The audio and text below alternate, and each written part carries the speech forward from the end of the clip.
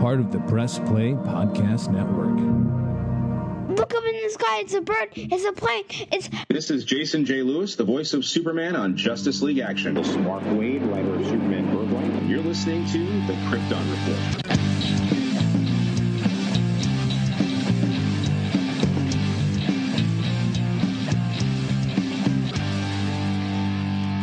Look up in the sky.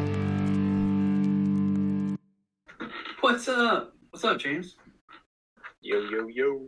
How's it going? So this is our live for the month, even though we are technically a day late. That was because of craziness in life. Issues. I am your host, Tyler, the Superman of Blue, and with me, as always, is the Superman of Red, the bearded man right here, not Santa Claus, but Mr. James Cole. Superman over there ripped up a whole sidewalk. Yeah, this guy right here. Yeah, little Superboy right here. Yeah. Oh, yeah. He was a beast, man. I had my grandpa do it, so. We were out there like busting concrete, lifting and tossing, and this dude's just out there like, this ain't nothing. And then we're shoveling dirt today. Pretty awesome. And sand. Kind of like Clark did with that big old dumbbell in a box. Yeah. You mean move this? Yeah. So we're gonna get crack-a-lacking here. We're gonna start with some news, and we're gonna see what we get. All right. White. So as of today, right now, Blue Beetle tickets are on sale, and we'll be getting our tickets here soon. We're gonna try to figure out which day we're going, because Nana wants to go with us. So gotta figure out how to do that. Yeah. So the Blue Beetle is coming to fight. But we got other news. That's interesting stuff. Yep. So let's start off first. We got the announcements of animated films at Comic-Con, and we kind of held off to talk about it now during this. So let's we'll go into that. But the first one was the RWBY Part 2, the Justice League RWBY Part 2. That's supposed to come at the end of this year. Solomon and I decided we are going to watch it on Max one day, so if we want to talk about it down the road, we can. I know that James has talked about it. I need to put my glasses on. I'm trying to get better at wearing my blue light glasses, and I totally forgot. There we go. Gotta protect my eyes, you know what I'm saying? And so that one. The other one was, I forgot we had talked about this, but the Aztec Batman. Do you remember this one being talked about? I do remember it being talked about, yes. Yeah, and I'm interested in it, and I wonder if it's going to be like an animated movie or more anime, kind of like Batman Ninja was. Like, I wonder if it's going to be in that vein, or what this Batman Aztec thing is going to be. Yeah, I have no idea. I don't think anime would quite suit the style with it being South American. Right. You know? So Yep. yeah, the animation style, but I haven't really seen much of anything of it, so Yeah, I remember when I watched Batman Ninja. Let's just move on to the situation right now. Okay, so Yeah, I'm just kidding. the other one was Watchmen. And this one, I'm like, what Watchmen? Like, what animated movie are you doing? Unless you're doing an animated movie that's like from the before Watchmen books or something like that, that could be interesting. But just to do Watchmen in general in animation, really? Why?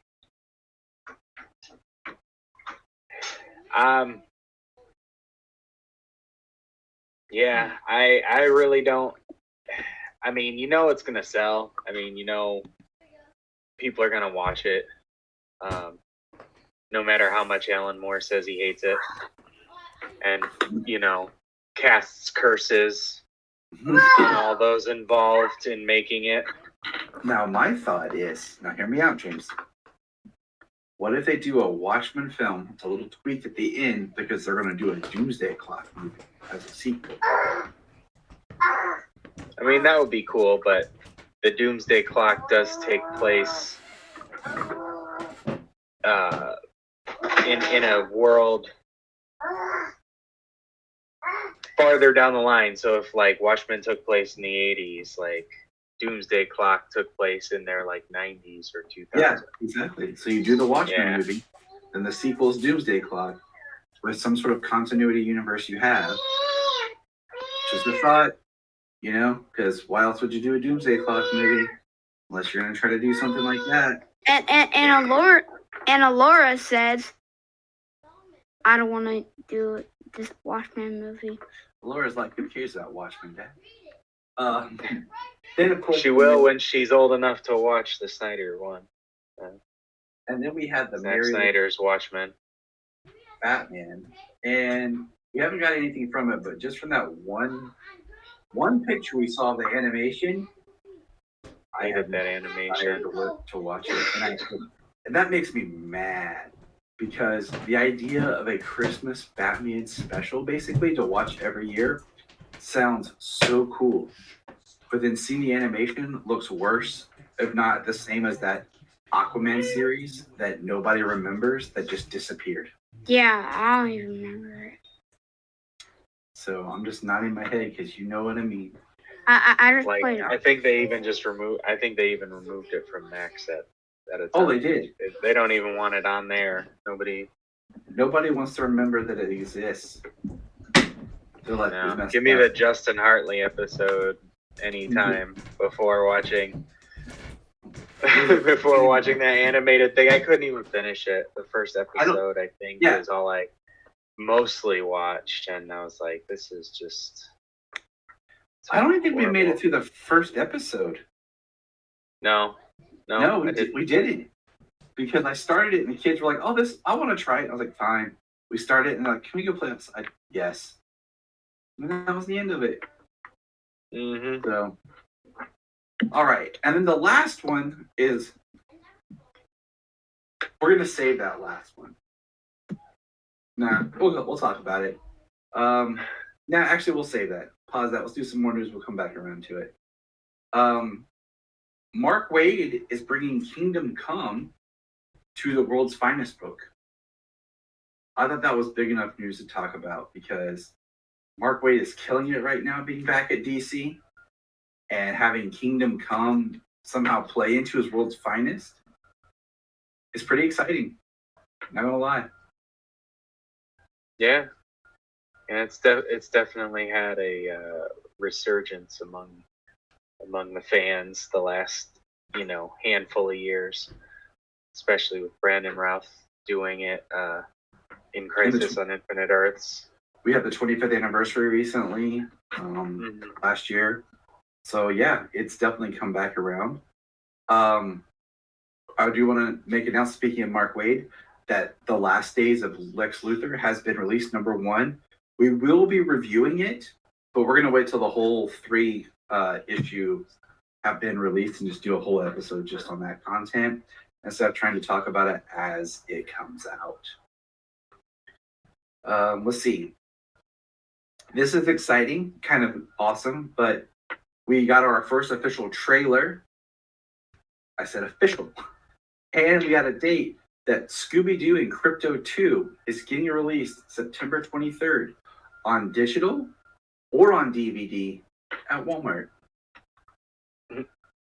And I think it's weird, like you and I had a conversation about this, that they're only doing DVDs because, like, we don't have a regular DVD player.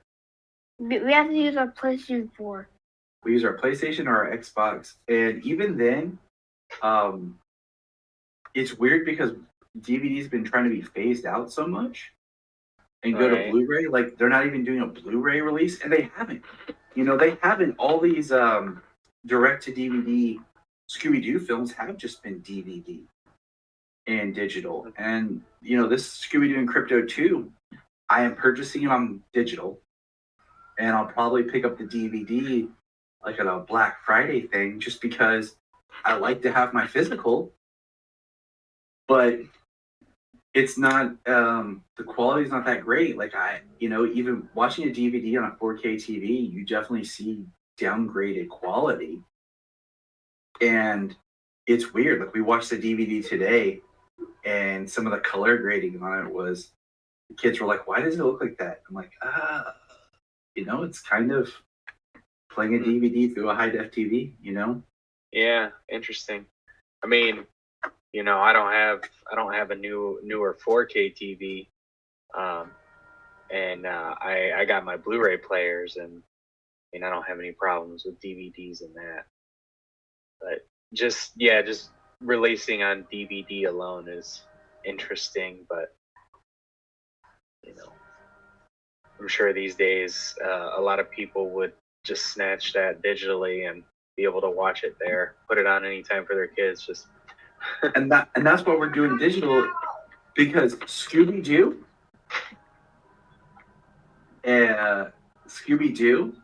is a huge thing in this house. Superman, huge thing in this house. So the merger of the two, this movie is made for the family. The trailer looks awesome. A few months ago, it did leak because it was one of those that everyone said was going to be shelved by Warner Brothers in the whole, tax write-off, much like the Hex Girls movie and Scoob 2 film. Everyone just assumed this one, it was being reported it was going to be in there. It leaked. That was months ago, and then now we're officially getting the release. So it's pretty exciting. Are you excited, Solomon? Yeah. I'm kind of sad that the Hex Girl movie and Scoob 2 got canceled. Yeah. So it looks good. You have General Zod in it. You have Crypto, Scooby-Doo. It looks awesome. I can't wait. I like the animation. I like the character designs. The character designs of Joker and Harley Quinn and Zod and what looks to be Ursa and Nan, like almost straight out of Superman 2. Yeah, we'll be covering that probably. Pretty close, It looks good. End of September when it comes out, we'll be covering it. That's exciting because that'll definitely be one that I can get a lot of good quotes and comments from the kids on. We can get a Laura to throw her 2 cents in.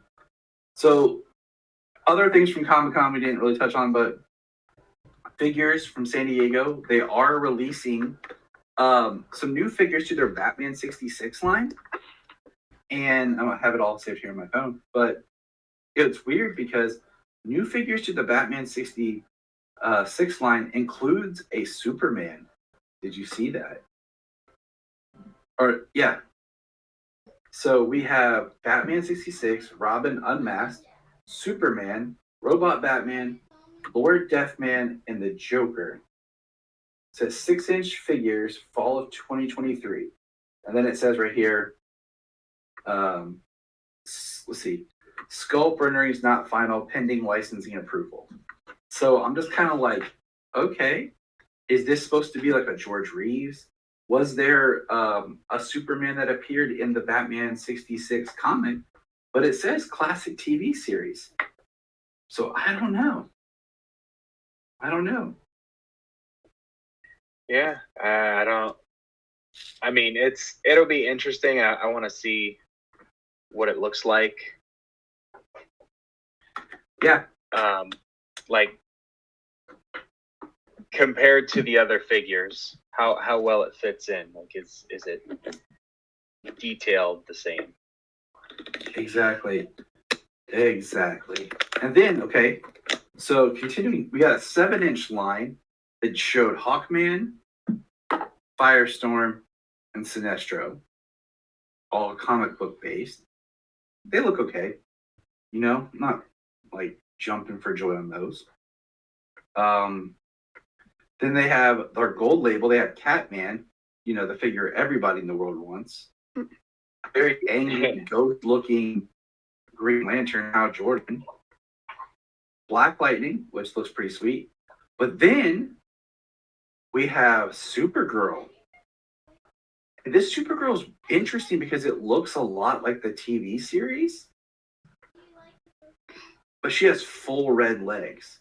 Now it does say pending licensing approval, so I'm wondering if this is supposed to be a Melissa Supergirl, because where they did the belt, you know? Yeah. Be interesting if they did a like final season Melissa Supergirl. Should do a 2-pack. Give me the first season and then give me the final season. So Yeah, I'd buy it. Yeah, that's definitely a figure that I want to get. It's a really good, new McFarlane Supergirl. We also got the 6-inch Build-A-Wave articulated Batman the Animated Series. All right, we're talking Batman, Robin, Scarecrow. I want that Scarecrow. Yeah, we'll get it for you. Mr. Freeze, which we'll probably get for Brian, with the Build-A-Figure being Condiment King. Nothing says awesome like Condiment King. If I Nothing do is awesome like Condiment King. That's a real one. Might be worth a Google. Now, for the superpowered figure line, we're getting a very 90s Tim Drake Robin, a 89 Keaton, and it better have the belt that pulls out, uses a grappling hook. A very new 52 / rebirth, reborn looking Superman, and a more disco-esque looking Nightwing. That still says fall of 2023. Disco Nightwing. Yeah, yeah. That's great. Yeah. So that says fall. And then the line that I'm actually really excited about, and we touched on it briefly in our wish list, is the Batman and Robin 7-inch Build-A-Wave line, featuring the George Clooney Batman, Poison Ivy by Uma Thurman, Alicia Silverstone Batgirl, Chris O'Donnell Robin / wannabe Nightwing, with the builder figure being Mr. Freeze, the Arnold Schwarzenegger. That is another line that I just have to get all of them. Right. I swear if they come out with a Mr. Freeze gold label and he's just in the robe. with the slippers. Yeah, with the slippers, yes. Yes. Now I want those slippers. Now we got no pictures, but there was like a release of like order forms that says that McFarlane Toys for Q3 will have a 7-inch line, non-Build-A-Figure, that will feature the Batman Forever, which will be Batman, Robin, Two-Face, and Riddler. So, and that's cool because that's on the heels, of the release of the whole Batman collection that we complained about. Yeah. If they make a Jeep Swanson Bane, I will get it. They should have. I know. Just like Solomon was like, why didn't they do a Catwoman or a Gordon for the Dark Knight line?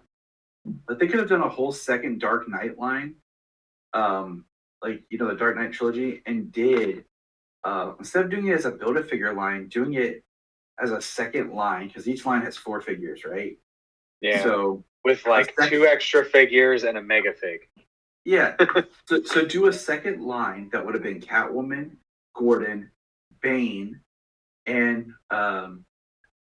you could have done Liam Neeson, Ra's al Ghul, or you could have done John Blake, even. You know what I'm saying? And just did more of those characters, because the Catwoman one's kind of a really sad that they didn't do it, because that's a pretty big deal. Or give me an Alfred. Even give me an Alfred. I mean, Solomon wants a good Alfred, Right. No, okay. McFarlane does not have Alfred, but another person has. Solomon, your microphone's right here, bro. You keep walking away from your mic. Okay. Another before McFarlane, we had a different something, I forgot what it's called, but it's a DC up in. The one Alfred figure we've been hunting forever. It's the Build a Killer Croc. Oh my goodness, it's so expensive. Yeah, it is. It is so expensive that we're gonna never really get it. And we'll figure it out. We Talk probably get it. expensive. Talk expensive. The Bane figure that McFarlane came out with. Oh yeah. Can't find for like less than 125, 150 bucks. Messed up. And then that new 52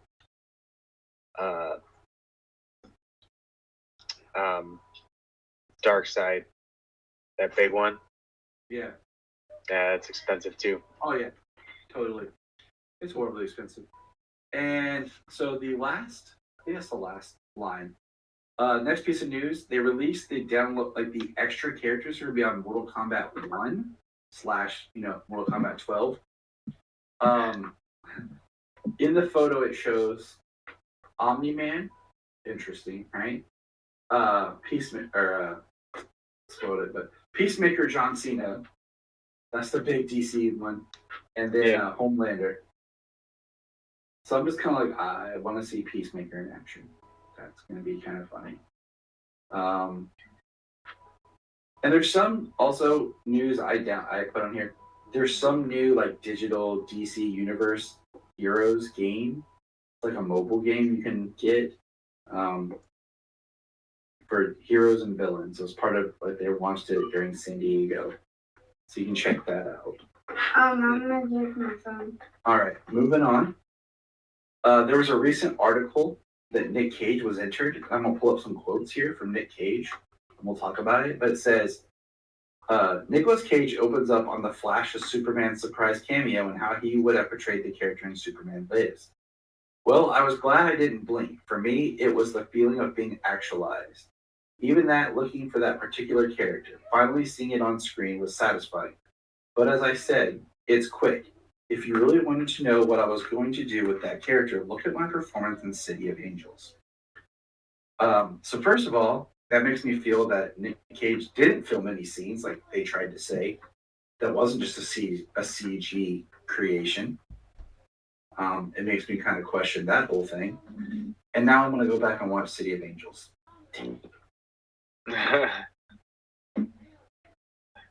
It's a wild movie.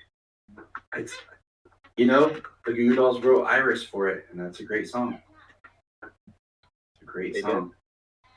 Okay, so there's been a lot of hubbub talk in Hollywood right now. Like Sony was the first studio to do this. They're pushing movie dates, release dates right now.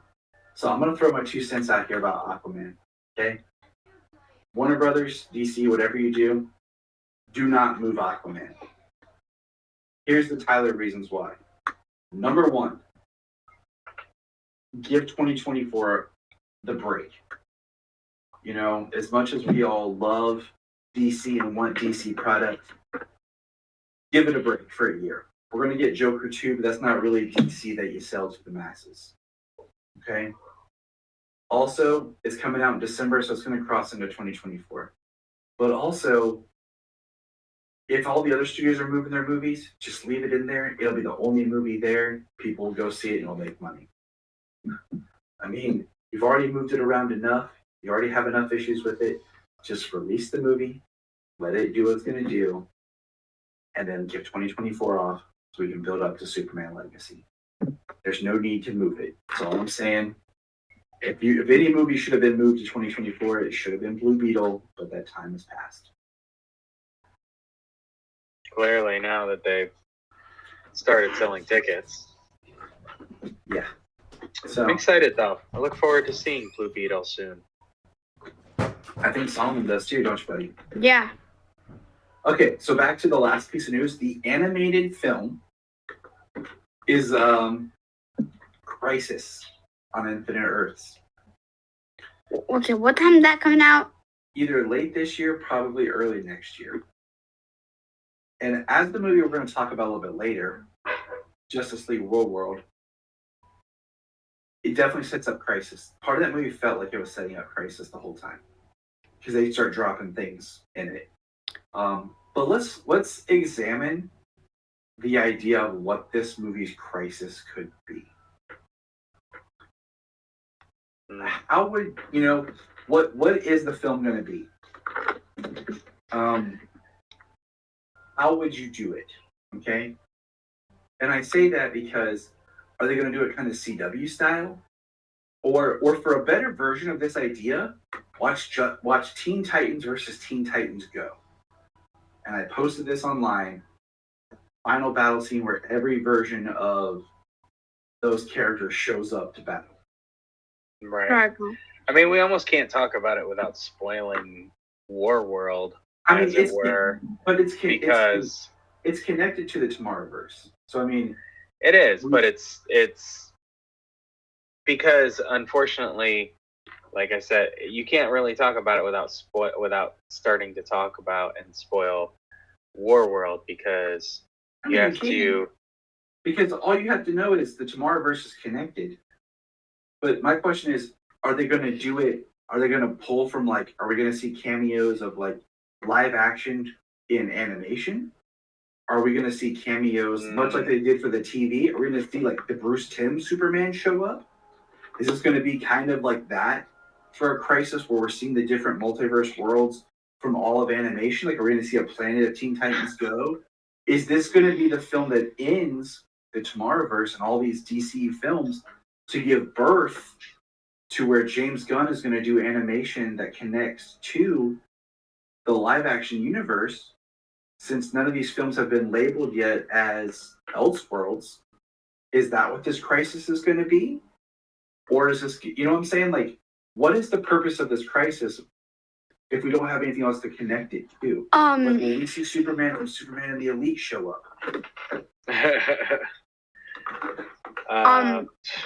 These are the hard hitting really exactly. What is the Crisis?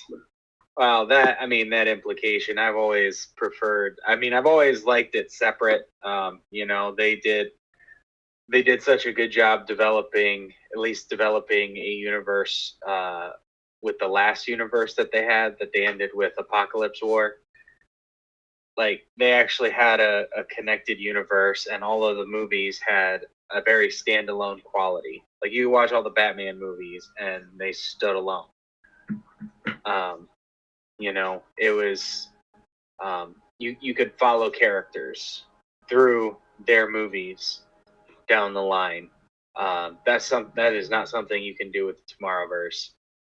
Everything important has happened off screen. The formation of the Justice League, we've never seen a Wonder Woman at this point it seems like we've seen two different Wonder Women, none from. We're getting there. So I'm saying and we'll break that down more if we get into the movie. But I'm just saying how are they going to approach the Crisis that it actually means something? I have an idea. Okay, what you got? I like what Dad said, but I think it's probably going to be like Spider-Man Across the Spider-Verse, because multiverses. Yeah. That's a big thing in 2023 now. Okay, let's see here. We got the Flash multiverse, Spider-Verse. Name some, James. Name some. Yeah, James. Since you're so cool, name some, James. Well, if you just look at the DC side, they had a Crisis for television, and they incorporated a lot of television shows. They had basically a Crisis for film, what they did with the Flash. They kind of had a Crisis for Titans because it's been so much, so they crossed a lot of mediums there. Now we're basically getting a Crisis in this direct to home line. I guess if you want, you can erase the whole thing. And I don't like the implication that something like this would go away and everything that came out of DC would just be from Gunn, from that staple, Yeah. That would definitely make the Elseworlds line a little more what are they gonna do? Are they gonna do originals, or are they gonna just do animations of retellings of different stories? You know what I mean? Yeah. And that's Like, I think if they tried to tear it down just to make room for the gun stuff in it, like, I think that would be a damn shame. it would be. And 100%. I'd rather what we've been getting than that. That be the only thing we're getting. I just feel like, did they like decide that, oh no, like this isn't going as well as we had hoped? I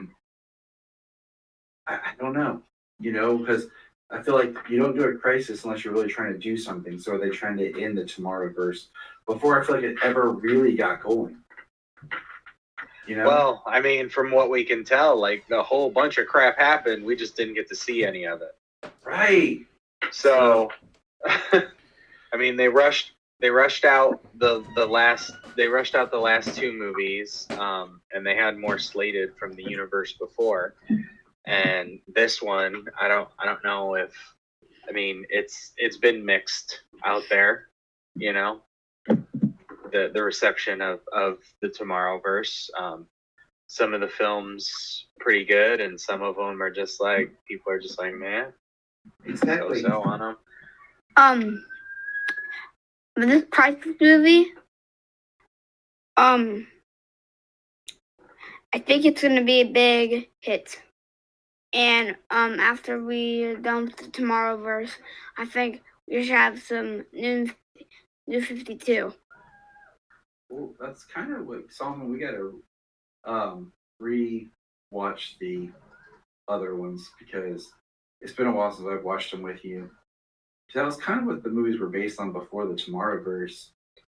Well, they had a very New 52 look, and that's kind of what they were based on early on. And then as it actually went further down, they actually started to incorporate classic stories into it. Some done really well, a couple done a little less. I mean, the death and return of Superman is kind of like the standout shining gem of the whole thing. Yeah. And I mean, you had Hush that was incorporated into that universe, whereas The Long Halloween was incorporated into the new one.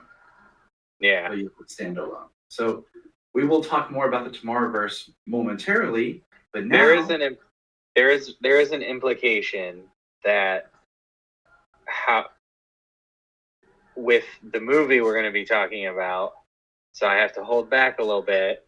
Yes. On your gun, clearing the slate for guns, everything. And that's why it'll be fun to talk about. So there's like one thing there I could get on for. So we are going to now talk about My Adventures with Superman, episode 5. And episode 4. No, we talked about episode 4. Oh, we did? Yeah. So this one's called You Will Believe a Man Can Lie. Lois uncovers a secret in Metropolis and is determined to get to the truth. Superman tracks down the dangerous weapons in the city and finds himself in the crosshairs of a mysterious organization, Task Force X. Solomon, give us your thoughts on this episode. You and I just finished rewatching it again before this. What do you think? Talk. I think this episode's really cool, right? Like, it really have five more episodes left of this season, which I bet there gotta be season 2. Yeah. What else do you think? How did you feel for Jimmy? I felt so sad for it. I felt sad. I felt sad for Jimmy. Yeah. Because you're like, it's squatching time. So the episode starts where they're going to go hunt for Bigfoot. Jimmy and Clark and Lois, which sounds like a really fun time and nerdy at the same time. And Jimmy looked on his phone and saw someone trolling him. Yeah, someone was trolling Flamebird. Nah. Solomon, who was it? You want to tell everybody who it was? No. Okay. It was Steve Lombard. Steve Lombard. Because we find out that Lombard takes Jimmy on a special assignment, and he says it's by Perry, and they get out, and he's like, "You got to film me." And when he does, all of a sudden, Lombard breaks into you. Flameboard says this, and Jimmy's like, "What?" He's like, what? He's like, what? But before then, Lombard gives him a whole speech about how Jimmy is like the Steve Lombard of his group. He's like, "You're like the lone wolf." Yeah. He even gives him the Steve code. And it says Steve never misses leg day. Yeah. Multiple times does it say Steve never misses leg day. 3. He's like, why doesn't Holt skip leg day on here multiple times? Yeah. He's like, because. He's like, you don't want to miss it. So that is an interesting little side. And then just kind of sticking with Jimmy as the episode, wraps up. Jimmy is waiting to go to wherever they're going to hunt Bigfoot at the bus stop, and Lois and Clark don't show up. They're not responding to calls and texts. And then we see Jimmy in the woods by himself and a giant gorilla. James, who do you think it is? Gorilla. I think it's Grodd. Kind of glowing eyes. Kind of glowing eyes. I kind of look like telepathic ability. Our good friend Levi says Titano. Titano? Oh yeah. That's a very Superman. Yeah, that's a very Superman pull. He could easily be that. I mean, okay, then Grodd's more commoner, and like they're using uncommon villains right now. So I mean, I think one works because so far Task Force X and Slade being an upfront villain, you could do Grodd. I mean, it's like Grodd's usually the Flash, but sometimes just a DC villain. Period. Mm-hmm. But in this episode, we've got another crew of people who have weapons, who have tech armor, and we get a new villain in this one, a villain who uses fire, Heatwave. So not typically a Superman villain, not typically a Superman rogue. But since they're using Task Force X as like a backbone to this, it kind of makes sense. So kind of trying to follow linear here. Basically, the episode starts. Lois has a theory / that Clark is Superman, and she wants to find out. And it's interesting because the episode starts where Clark's telling Jimmy, like, he's going to tell Lois how he feels today. Lois is talking to Jimmy, and she's like, if I gave you certain days and times, could you collaborate where Clark was? Isn't it interesting how he leaves to get a bagel so often? Never returns with a bagel. Jimmy's like, is Hungry Lois talking right now? So do you want a bagel? He's like, do you want me to get you a bagel?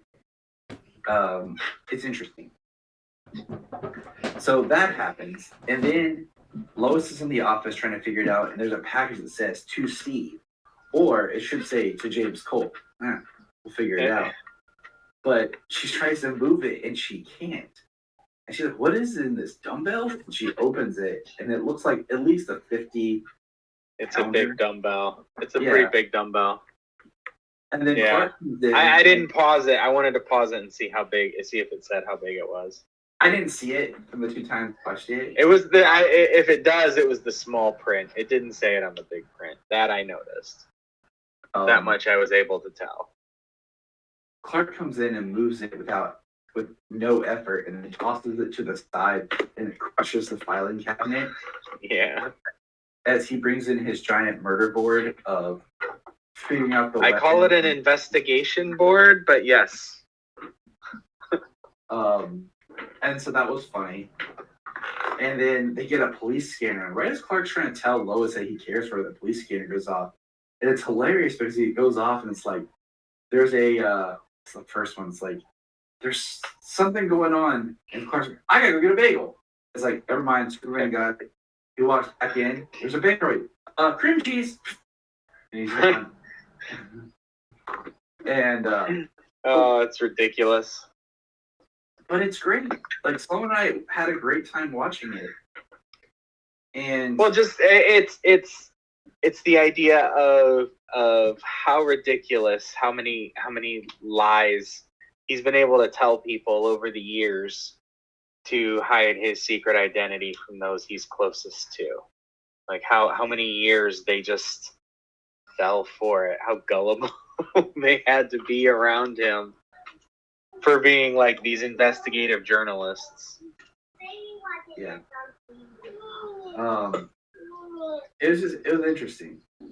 So that goes on, that happens, and then Lois takes the scanner and is running around trying to be everywhere that Superman is, and barely misses him every time. Like she gets there right after he even saves a cat from a tree. But eventually she's in a place where he is. Oh, James is being summoned to fight crime. Yeah. And she's in a place where he is, and she takes out handcuffs and puts on him. Like, and it's kind of cute because, like, Heatwave's attacking. He's got Lois as if he can't get free from her, and he's, like, moving her around and everything. But then, things start to escalate because a mysterious figure is actually stealing the people who are using the tech, which we find out is Slade. And Superman takes Lois back to the planet and tells her, like, he doesn't want her in trouble. And as he's flying away, she's yelling Superman, but then she yells Clark. And Solomon and I had an interesting thought. You want to tell him, Solomon? What if Superman did not? Superman in episode 3, he had his heat vision. Yep, keep going, buddy. Yeah, But- he just got his heat vision. Yep, so keep going. How about his hearing sense? Yeah, Solomon and I thought, like, what if his super hearing hasn't kicked in yet? And he doesn't have that power yet? Because normally, we automatically assume he already has it. But when she said Clark, in any other Superman, he would have, like, we at least would have got a shot of him hesitating and then flying off. But we didn't, and he didn't respond to it. So Solomon's like, maybe he doesn't have his heat vision or his hearing yet, just like his heat vision. So I'm thinking his super hearing hasn't kicked in yet. How about his X-ray? How about his X-ray vision and his cold breath? They haven't kicked in yet. Exactly. So, but he goes up, he breaks the handcuffs, he flies away. Alora's about to make a special guest appearance. Yeah. And she found a headset, so she's talking. Good. She's telling us what's up. Yep. So Superman goes and he finds out, like, he stops Heatwave, but he battles Slade, and they have some strong tech that even damages Superman. It gives him like a burn on his neck. And we see this, like, quick image of, looks like maybe when his ship arrived, there was, like, some fallout. And what did they call it, like, 0 day or something like that? They said the events of, like, Something like that.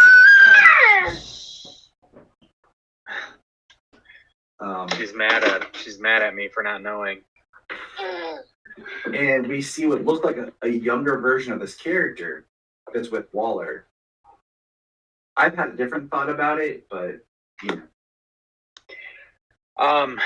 So he calls her Mandy, for Amanda and Waller. they call him General. So do you And think in it's DC, Stanley? we have a few generals. Not General Waverly for all you White Christmas fans. Not General Lee for all you Dukes of Hazzard fans. Who do we think it is? We've had General Lane, we've had General Eileen as two major ones.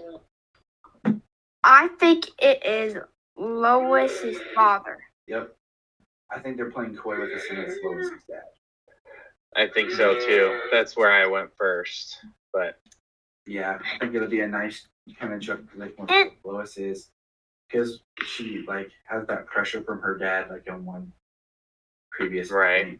When Superman saw that, did he see Lois?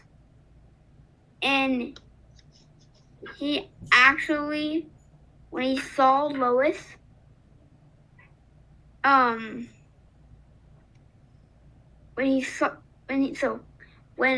him and Lois met, they were like, "Who are you?" Essentially saying, "What if they don't remember each other, but they saw each other again?" Because when they were babies, the thing crashed, and Lois' father abandoned Lois probably, and yeah, Solid theory. I'm guessing. So, Yeah, the reason though, so something definitely happened. I'm curious as to like the arrival of Clark. It was a very devastating arrival in Smallville. One of the only times it was like that. So could that be something that happened, as well as they're there to stop Superman, to either capture him or take him out.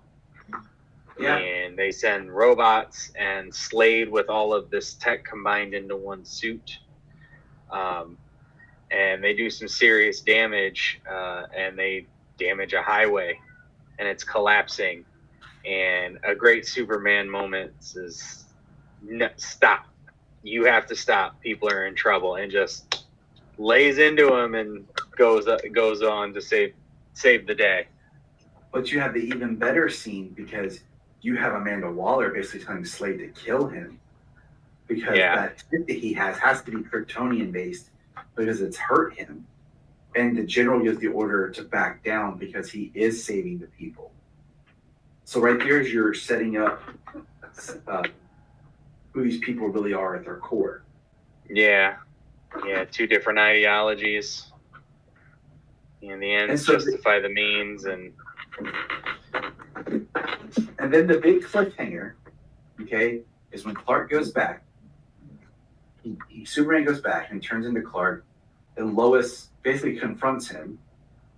He yells at him about he got hurt. He comes up with an excuse, and then she pulls a Superman 2, basically, and jumps off the building, just falls back, and Clark grabs her, and she's angry that he's Superman and didn't tell her.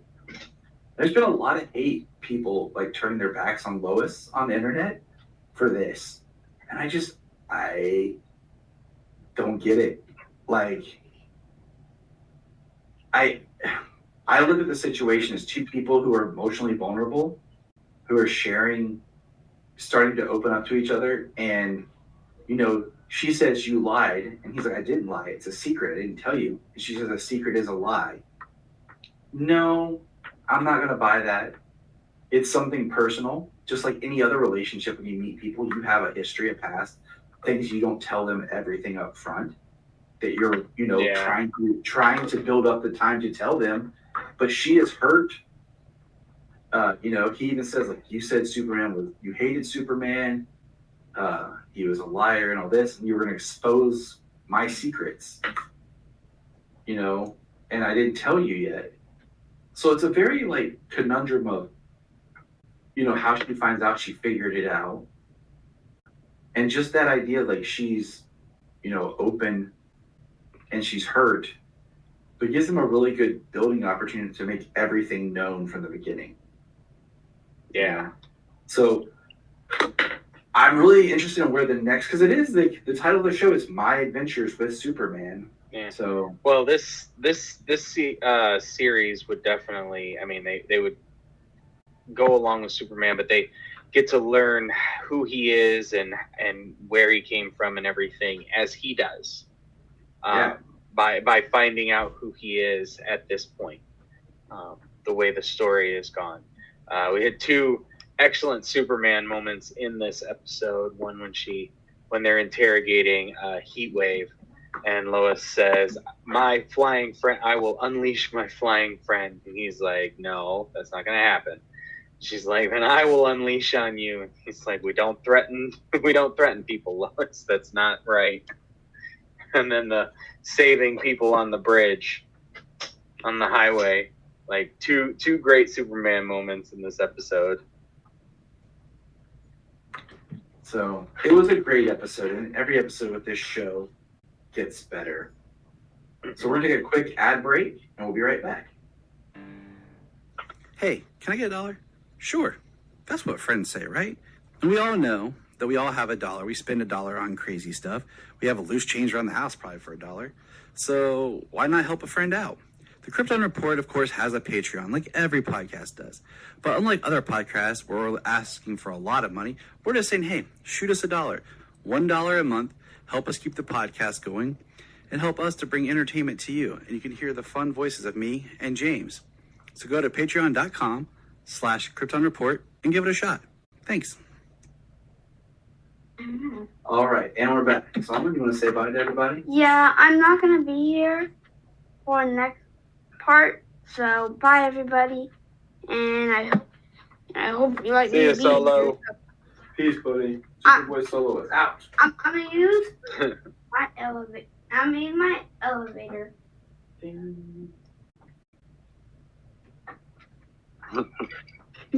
Slow motion. That's right. You didn't know I had an elevator on my floor. It lagged. It kind of was like he just disappeared on me. He was there, and then he was going down, and he stopped, and then he was gone. That's how he does. That's how he does. So the next part is we're talking about Superman Justice League WarWorld movie. And I watched it thanks to James, because James is digital copy, because I ordered mine and Amazon said it was delivered to the post office and the post office can't find it. So, oh joy. Oh, excellent. But this one was rated R. And anytime they're rated R, I'm kind of interested why.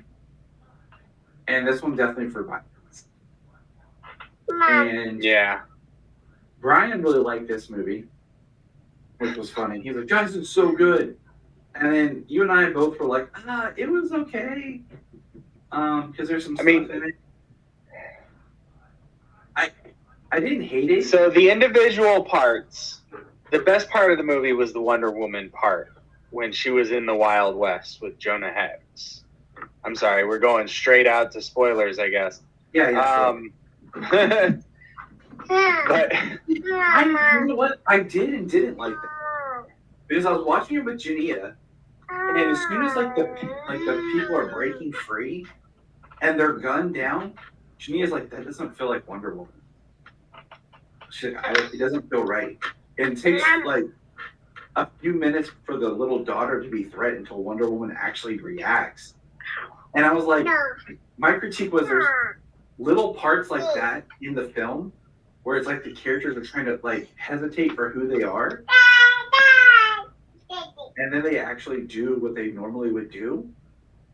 And I'm like, they just felt odd. It felt off. Like I get it, but at the same time, like it just felt well, they're not supposed to know who they are. They're not supposed to quite be themselves. And it's entirely.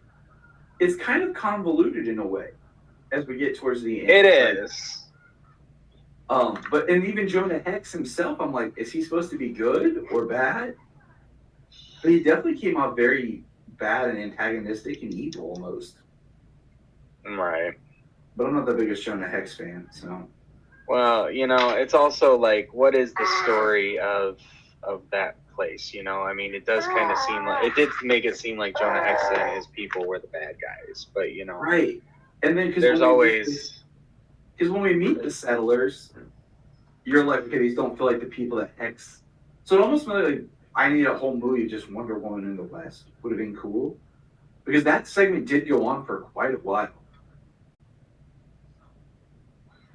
Yeah, I feel it definitely felt like the longest segment, and then you had the Batman segment next, where he was in a fantastical barbaric world, like Yeah. dinosaurs and sorcery and warlords and barbarians and stuff. It is interesting how when they get really violent in the Tomorrowverse, because the animation is so bright and more like kid feeling. So when they do get like graphic, it's like, weird.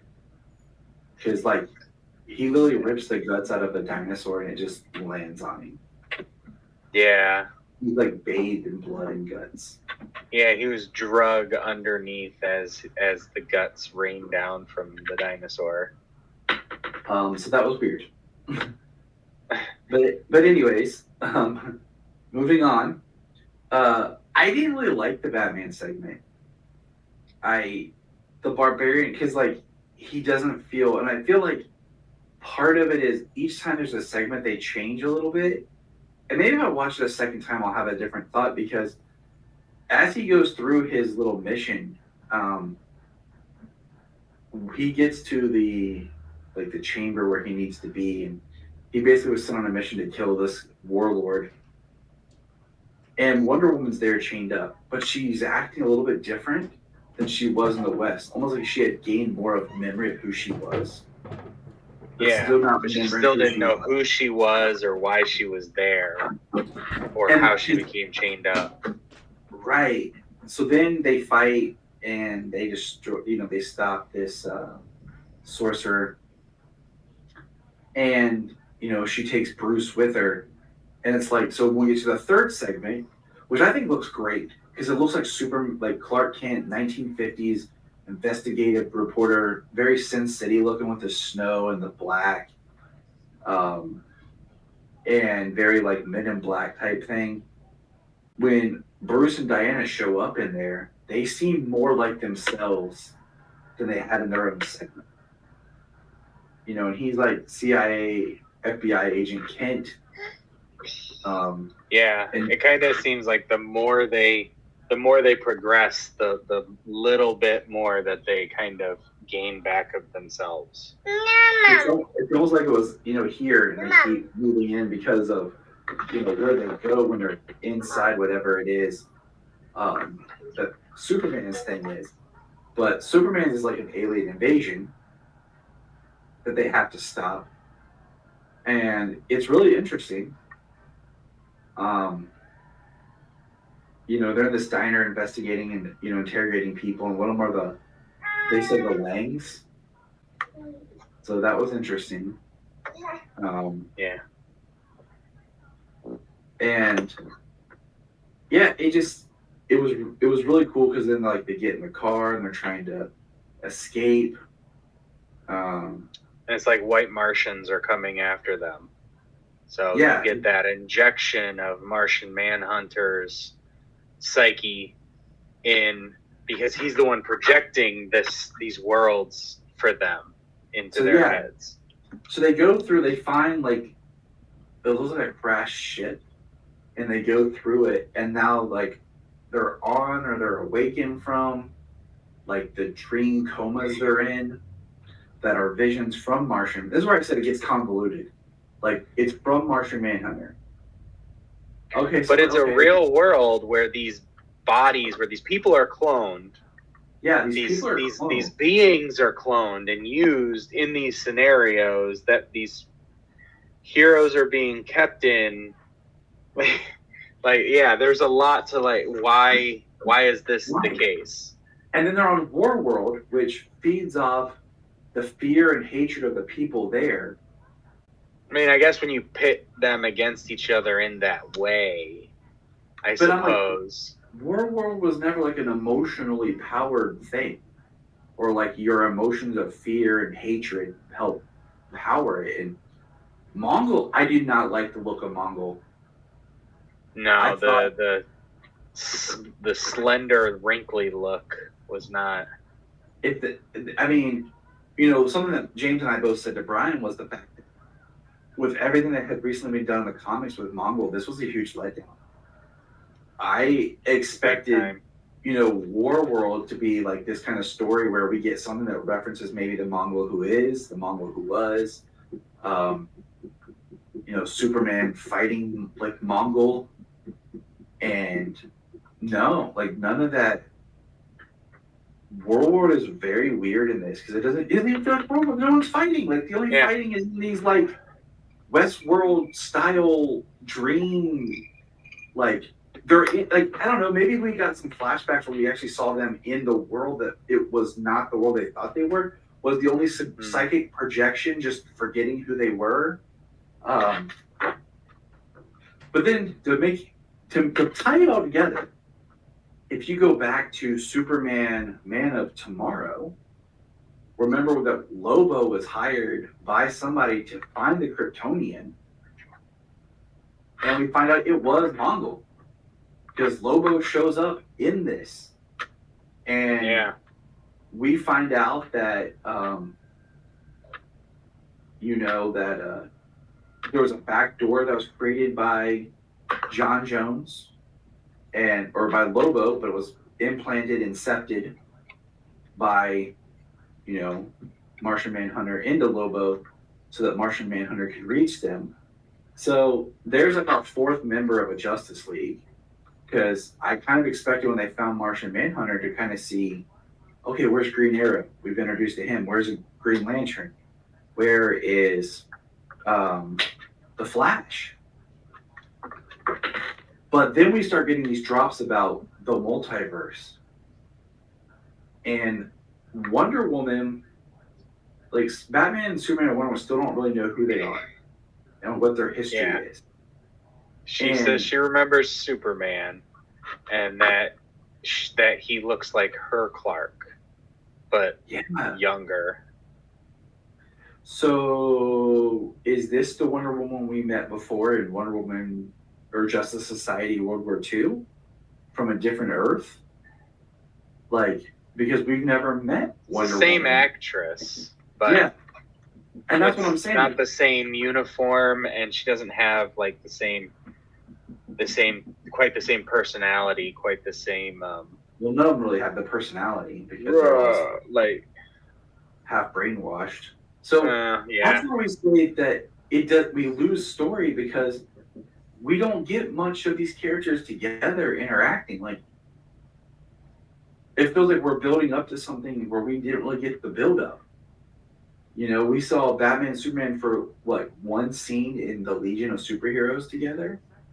Yeah, and it was like, and then the one scene of Flash and with Superman against Brainiac, that one scene there. But the whole movie was just a build up for a crisis.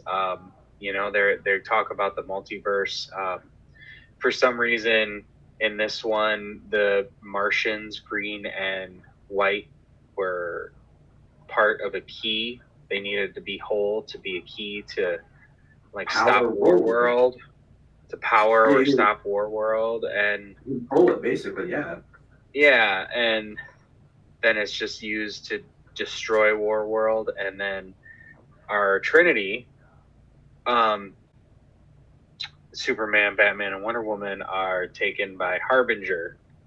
I'm guessing it's Harbinger. That's the only thing I can think it would be. Yeah, that's what I think it is too. Taken for the upcoming crisis. And they say crisis. They throw out multiverse.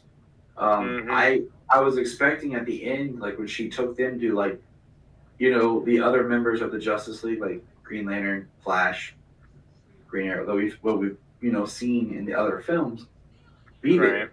Like, she went and got the last three or something, so we could actually have a cool shot of the Justice League together, and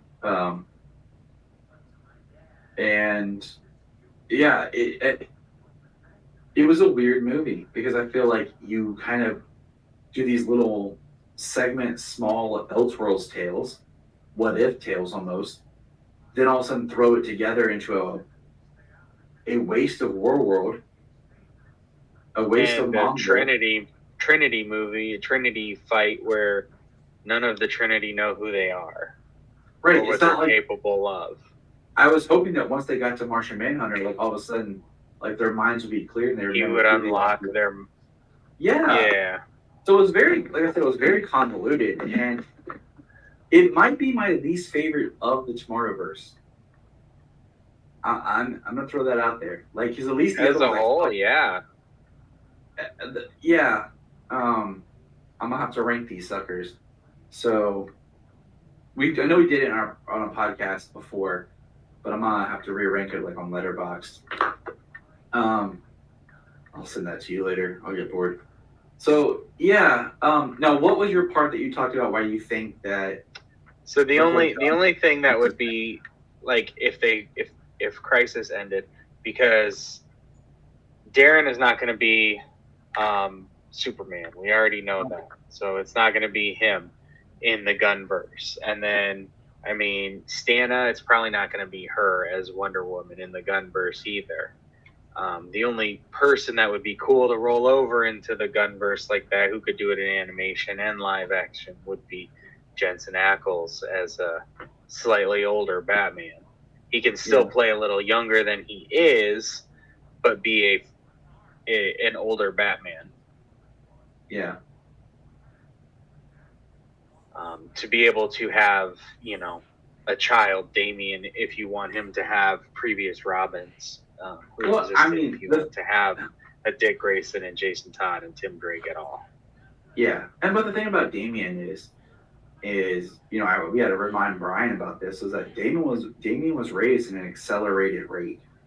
So technically he might be like 13 years old, but that doesn't mean he is 13.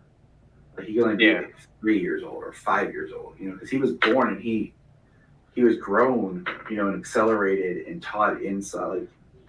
Right, but it was still during Tim Drake's time as Robin. After he's been doing it for a few years. In the original, before all the reboots and everything, but the idea is, like, you can have an older Batman, but it doesn't have to be old. Like, no, that's what I mean. Like, he doesn't need to be old. Son. He can be in his 30s and have a teenage son. Yeah. So I'm just saying, like, I don't know why you would bring Crisis back. Like, what's the significance of Crisis right now? But I mean, you know what? I'm optimistic about it, because I said something similar when they were like, the death of Superman. I was like, didn't we kind of already do a death? And it would seem like we were getting death of Superman on, Justice League and BVS. I was kind of like, okay, we're going to do this again. But then that ended up being an amazing movie. So we're going to do Crisis again. I mean, it will be like 2024, which is like 4 years after Crisis ended. So I guess that's enough time. Yeah, I mean, definitely. I think it is. It probably doesn't seem that way because, like I said, we got like Teen Titans Go versus Teen Titans. We've got, there was Crisis on Infinite Earths. There was The Flash just recently talking about destroying the multiverse. So yeah, I mean, it's lots of similar Crisis-like events. That's all we got for this episode. I mean, it was delayed live, but catch us next time as James takes on and protects the world from all the evil in it.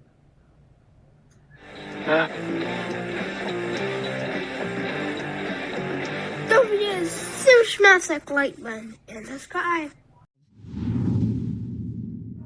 Part of the Press Play Podcast Network.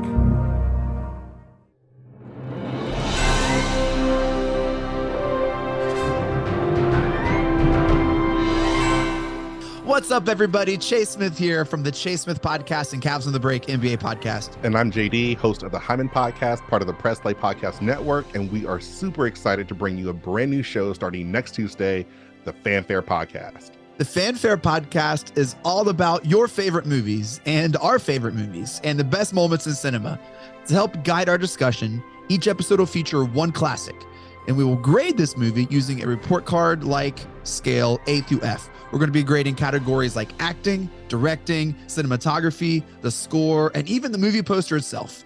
And when we're not featuring a movie report card, we'll be sharing our movie rankings, franchise deep dives, actor and director interviews, and everything in between. Movies have been a major part of our lives, and we cannot wait to share our thoughts with you. Our premiere episode will drop Tuesday, June 27th, and JD and I will be reviewing Raiders of the Lost Ark in preparation of the release of Indiana Jones and the Dial of Destiny on June 30th, the 5th installment of the franchise. Join us on the Fanfare Podcast, available on Apple Podcasts or wherever you listen to your podcast. Hello, Brooks here with the Books with Brooks monthly book club podcast.